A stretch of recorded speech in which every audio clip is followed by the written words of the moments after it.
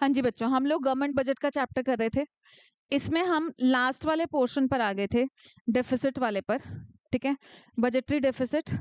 And आप लोगों को शायद याद नहीं होगा, पर मेरे को याद है कि मैंने बीच में यहाँ पर पहले ऑब्जेक्टिव्स नहीं कराए थे। ये भी करेंगे हम, ठीक है, which is very important. Marks आए आपके पास? देखो, डेफिसिट ऑब्वियसली डेफिशिएंसी। डेफिसिट कब क्रिएट होगा बजट में? जब एक्सपेंडिचर्स बढ़ जाएंगे एज कंपेयर टू रिसिप्ट्स।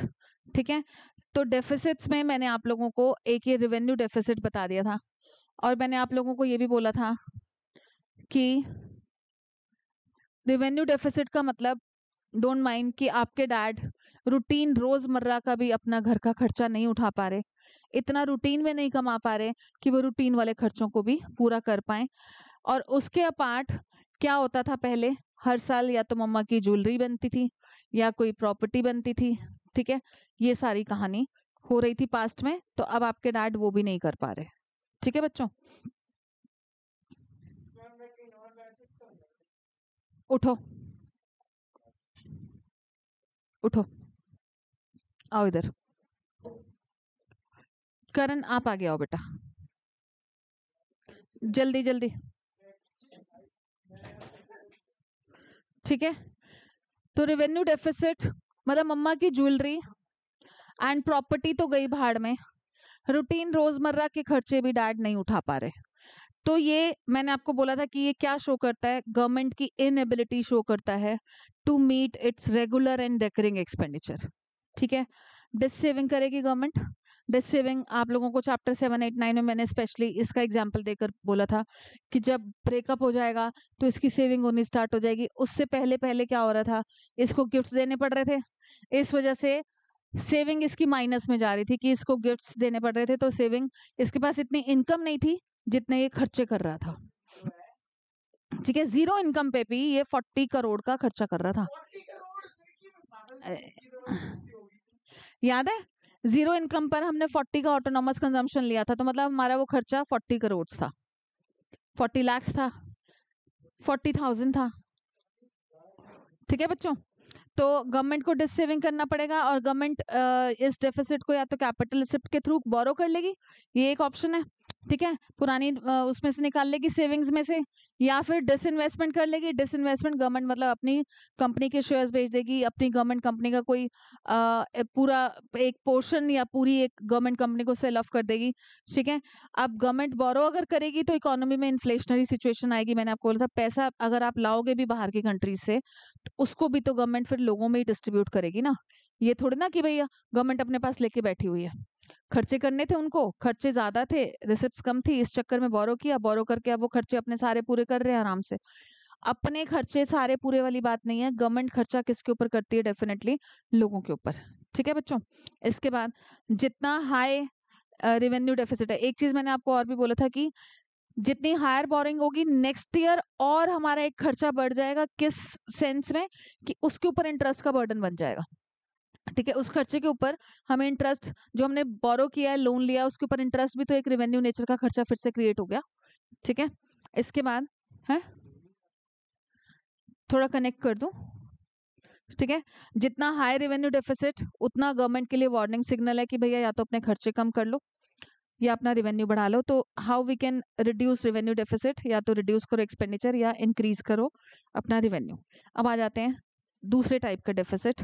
इसको मैंने बोला था कि this is also equal to borrowings. देखो बच्चों, एक्चुअली इसका ना फॉर्मूला क्या है फिस्कल डेफिसिट का। फिस्कल डेफिसिट का बेसिक जो फॉर्मूला है, दैट इज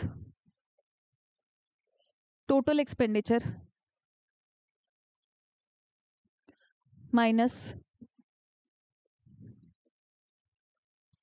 टोटल रिसिप्ट्स। ठीक है, अब टोटल एक्सपेंडिचर में आपके revenue expenditure and capital expenditure आ गए दोनों। ठीक है, total receipt excluding borrowing, total receipt में भी अगेन आपकी रेवेन्यू रिसिप्ट भी हो गई एंड कैपिटल रिसिप्ट भी हो गई। रेवेन्यू रिसिप्ट में भी आपको पता है कि एक टैक्स रेवेन्यू था, एक नॉन टैक्स रेवेन्यू था, ठीक है। कैपिटल रिसिप्ट में आपकी 4 चीजें थी, याद है किसी को? बताओ, बिना पीछे पेज पलटे। 4 चीजें थी कैपिटल रिसिप्ट में।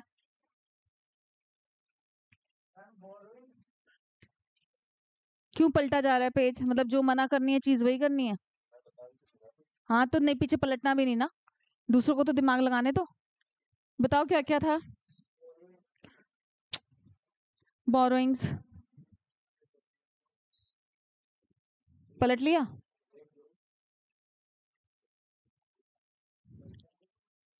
रिकवरी ऑफ लोन्स,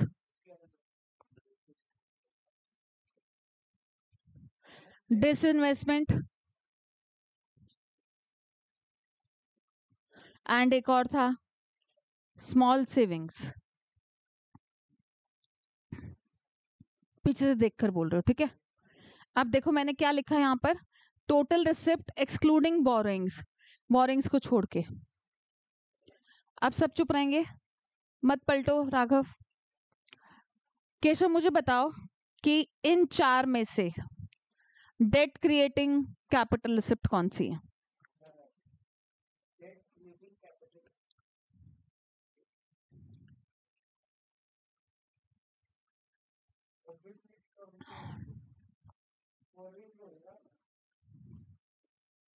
अच्छा, और डिस्कस नहीं?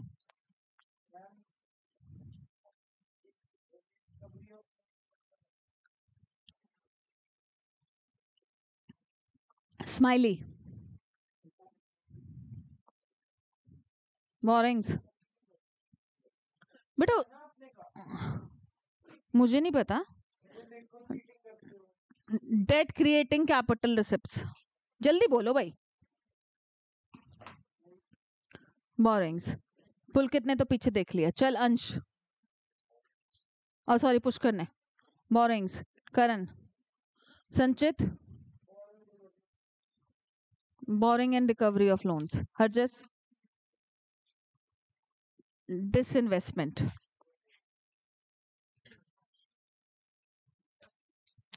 द्वितीय पलटा है?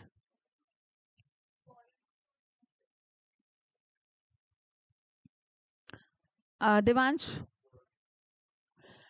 सुहानी। नहीं, पर ये पिछले से पिछली क्लास में हुआ था। हाँ, yes. Yashna, no idea. Visreen, Gaurika, Pavni, borrowings and disinvestment. Harjas ने बोरिंग्स बोल दिया। राघव,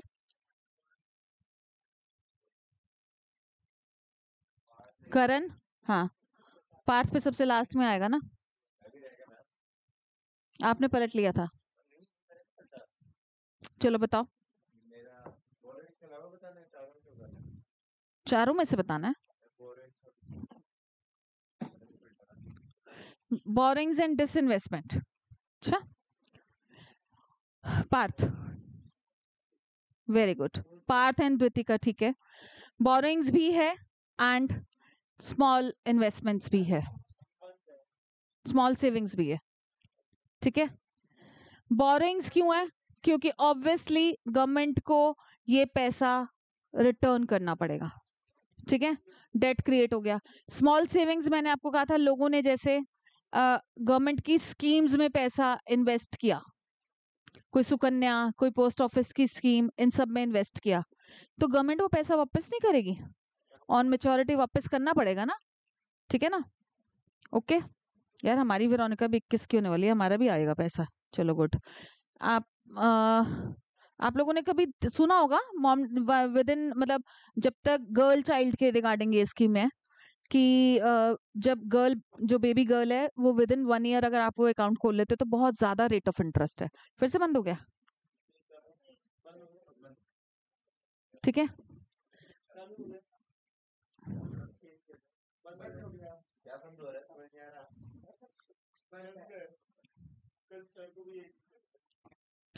ठीक है, तो बोरिंग्स एंड क्या स्मॉल सेविंग्स, ये दो होंगी हमारी सिर्फ क्या,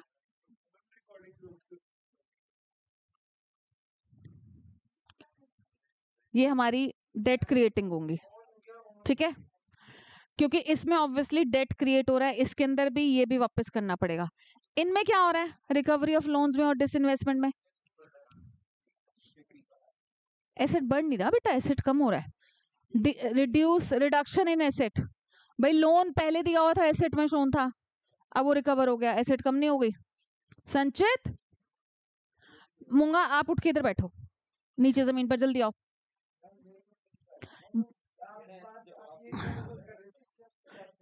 बेटा आगे हम ना डिस्कस कर चुके हैं, डिक्रीज इन एसेट्स है बच्चों इनकी वजह से।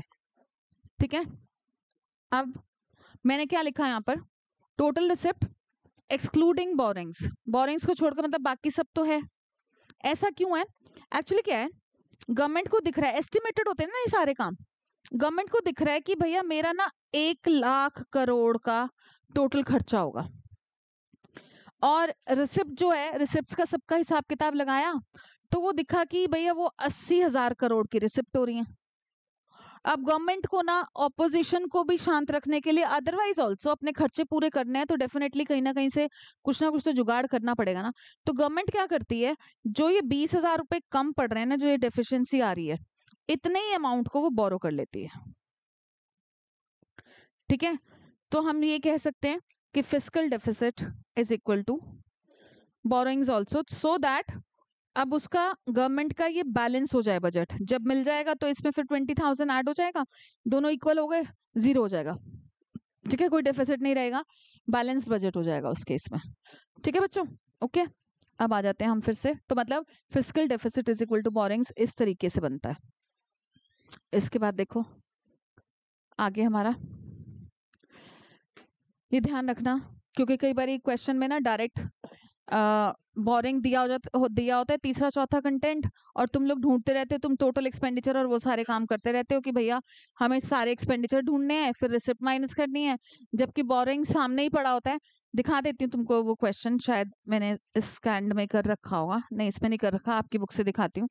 जो एग्जाम्पल है जिसमें बोरिंग सामने ही पड़ा होता है और तुम लोग इधर उधर मत्था मारते रहते हो। ठीक है बच्चों, तो fiscal deficit refers to the excess of total expenditure over total receipt, borrowings को छोड़कर during a given fiscal year. ठीक है, तो वही फॉर्मूला लिख रखा है, total expenditure minus total receipt excluding borrowings. तो जितना भी फिस्कल डेफिसिट का एक्सटेंट है, मतलब अमाउंट है, ये क्या इंडिकेट करता है कि गवर्नमेंट कितना अपने मीन्स से, अपने रिसोर्सेज से ज्यादा कितना खर्चा कर रही है लोगों के ऊपर। ठीक है बच्चों, अब इम्प्लीकेशन क्या होगी इसकी, आफ्टर इफेक्ट, डेट ट्रैप में फंस जाएगी गवर्नमेंट, क्योंकि आप बोरो कर रहे हो, अगले साल रेवेन्यू डेफिसिट अगेन और बढ़ जाएगा। क्यों बढ़ जाएगा, क्योंकि उसके ऊपर इंटरेस्ट का बर्डन होगा, बोरिंग तो रिटर्न करनी है, अब उसके ऊपर जो इंटरेस्ट है वो रेवेन्यू एक्सपेंडिचर का पार्ट बन जाएगा। ठीक है, so fiscal deficit indicates the total borrowing requirement of the government. Borrowing not only involve repayment of principal amount but also require payment of interest, interest भी तो पे करना जरूरी है ना। Interest payments increase the revenue expenditure अगले साल। ठीक है, which leads to revenue deficit. It creates a vicious circle.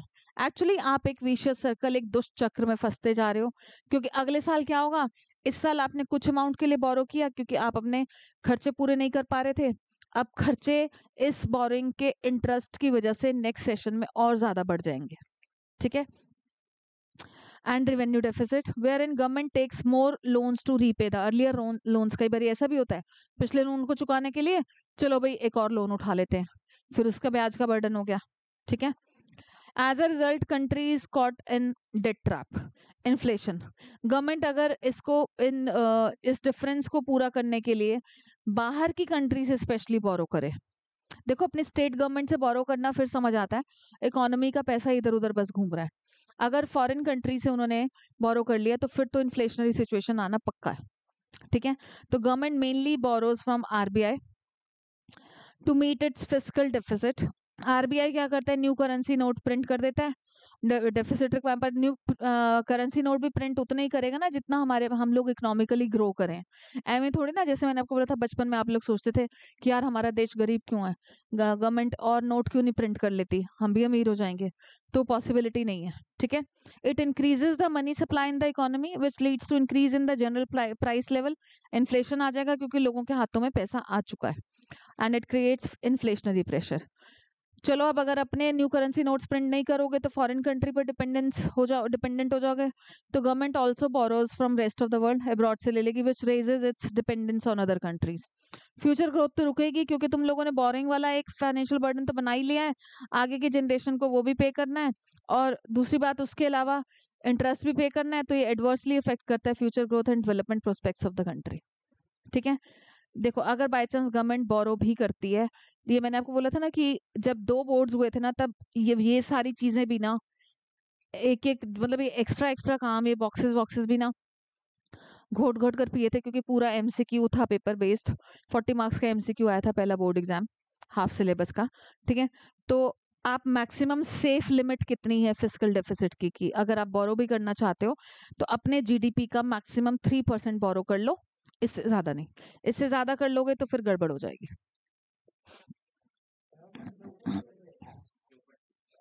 2022 में 2 बोर्ड्स हुए थे, ठीक है।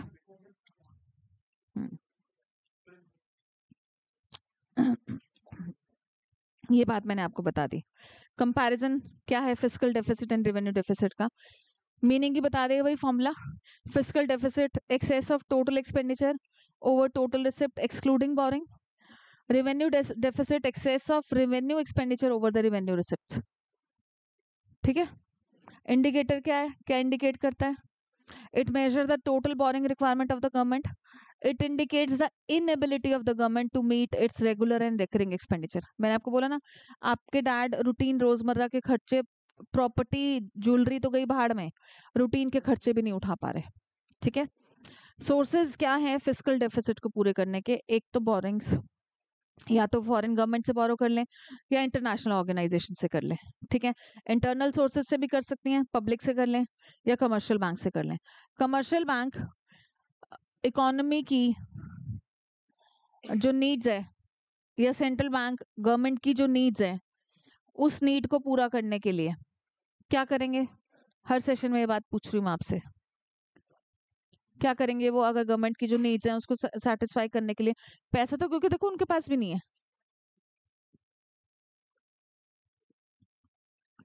पैसा तो पब्लिक का है ना। अभी हम मनी सप्लाई में करेंगे, पैसा सिर्फ और सिर्फ उन लोगों का है जो पब्लिक है। पब्लिक का घर में रखा पैसा, पब्लिक का बैंकों में रखा पैसा। बैंकों का खुद का कौन सा पैसा है? कोई पैसा नहीं है बैंकों का। तो money creating sector and money using sector different है। मनी क्रिएटिंग सेक्टर में गवर्नमेंट एंड बैंक्स आते हैं बच्चों, वो तो सिर्फ क्रिएट करते हैं ना, यूज थोड़ा ना करते हैं, ठीक है। उनका कोई पैसा नहीं है, वो बस मनी क्रिएट करते हैं, या तो वो छाप लेंगे या वो रोटेशन में डाल देंगे, अदरवाइज उनका खुद का कोई भी पैसा नहीं है। बेटा अभी तो कितनी देर तक बैठना है, अभी से नींदें आनी शुरू हो गई हैं। हाँ ठीक है बच्चों, तो इसलिए क्या करते हैं सेंट्रल बैंक गवर्नमेंट की नीड्स को पूरा करने के लिए?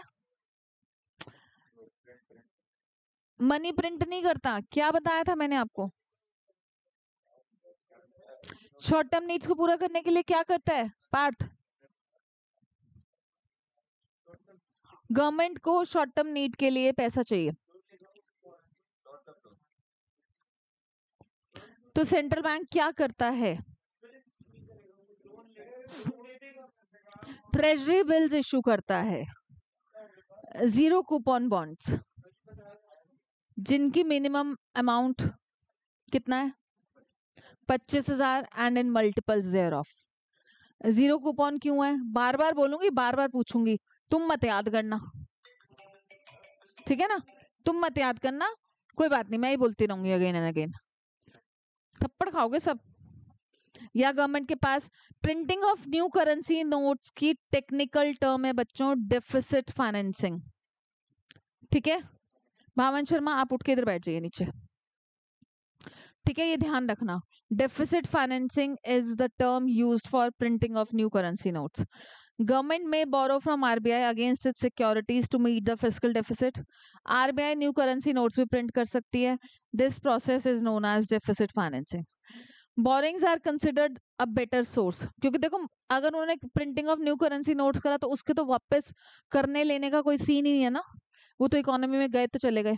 बोरिंग की तो फिर भी टेंशन होगी ना कि वापस करना, ठीक है, तो बोरिंग थोड़ा बेटर सोर्स किया जाता है कंसिडर, क्योंकि उससे as such money supply increase नहीं होगा। थोड़े टाइम पीरियड के लिए मनी आ जाएगी इकोनॉमी में, पर फिर वो वापस तो होगी, ठीक है। उस मनी सप्लाई को रिटर्न तो ले सकता है ना गवर्नमेंट, कि भैया बोरो किया था अब वापस भी करना है, चाहे फॉरेन गवर्नमेंट है चाहे स्टेट गवर्नमेंट है। which is regarded as the main cause of inflation. On the other hand, deficit financing may lead to inflationary trends in the economy due to more money supply.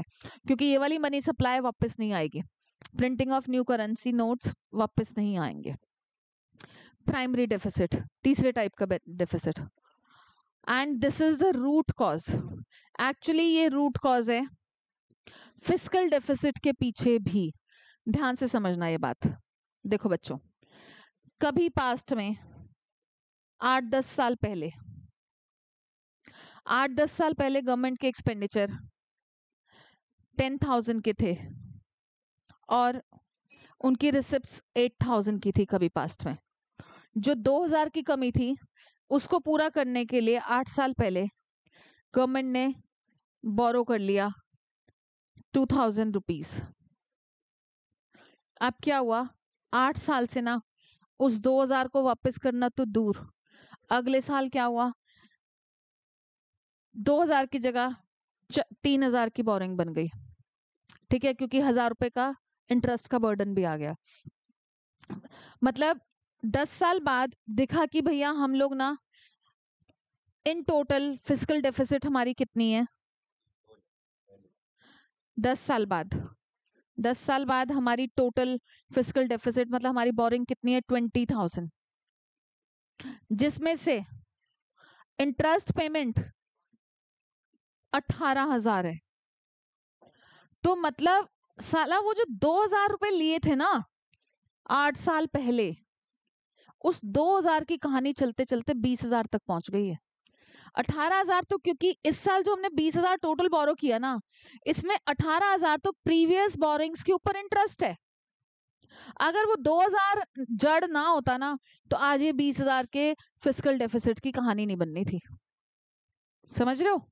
तो actually primary deficit is the root cause of fiscal deficit also, क्योंकि वो 2,000 नहीं होते तो ये 18,000 के interest payment का burden भी ना पड़ता ना। आज की डेट में 8 साल बाद इंटरेस्ट हमें कितना 18,000 करोड़ पे करना है और हमने सिर्फ 2,000 करोड़ बोरो किया था, आज हमें 20,000 करोड़ बोरो करना पड़ रहा है। ठीक है बच्चों, तो देखो समझ आई ये बात कहानी, ठीक है। तो this is the basic root cause. Primary deficit refers to the difference between the fiscal deficit of the current year, इस साल हमने कितना बोरो किया 20,000, और उसमें इंटरेस्ट पेमेंट कितनी है, interest payment on the previous borings, interest payment मैंने आपको बताई कितनी 18,000। ठीक है बच्चों, तो अब इम्प्लीकेशन क्या है इसका, आफ्टर इफेक्ट क्या है प्राइमरी डेफिसिट का, it indicates how much of government borrowings are going to meet expense other than the interest payment. मतलब बेसिकली हमें तो सिर्फ 2,000 रुपए की नीड थी, बाकी तो ये जो तामझाम जुड़ा पड़ा है ना ये सारा इंटरेस्ट पेमेंट का जुड़ा पड़ा है। ठीक है, the difference between fiscal deficit and primary deficit shows the amount of interest payment on the borrowing made in past, so a low और जीरो प्राइमरी डेफिसिट। सोचो इस साल जो हमने बोरो किया ना 20,000, वो सारा का सारा इंटरेस्ट पेमेंट ही है। मतलब हम अपनी प्रीवियस बोरिंग्स के ऊपर इंटरेस्ट पेमेंट के रिगार्डिंग बोरो कर रहे हैं, हम उसका इंटरेस्ट ही नहीं पे कर पा रहे। तो जितना कम या जीरो प्राइमरी डेफिसिट होगा ये क्या इंडिकेट करेगा कि interest commitments on earlier loans have forced the government to बोरो।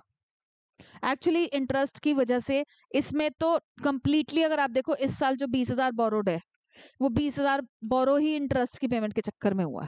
तो जितना ये कम होगा, मतलब अगर ये चलो मैं कहती हूँ 19,000 भी हो, ठीक है, तो मतलब 1,000 सिर्फ हमारा जेन्युइन नीड थी, बाकी 19,000 तो इंटरेस्ट पेमेंट है। ठीक है, और अगर यही सोचो 20,000 माइनस सिर्फ 1,000 हो तो फिर तो ठीक लगता है यार मामला, कि कोई नहीं, जेन्युइन वाला तो 19,000 खर्चे बढ़ गए हैं पर सिर्फ 1,000 रुपये इंटरेस्ट था इसमें, तो फिर थोड़ा ठीक लगता है। पर जितना कम होगा प्राइमरी डेफिसिट, इसका मतलब गवर्नमेंट ने बोरो सिर्फ और सिर्फ इंटरेस्ट को पे ऑफ करने के चक्कर में किया है, जो कि बहुत ही गलत सिग्नल है। ठीक है, मतलब फंस गए ना तुम डेट ट्रैप में, तुम ब्याज को पे करने के लिए और लोन ले रहे हो, फिर उस पर फिर ब्याज बनेगा अगले साल। ठीक है, तो कभी पास्ट में प्राइमरी डेफिसिट ना होता तो इससे आपा ही ना खड़ा होता।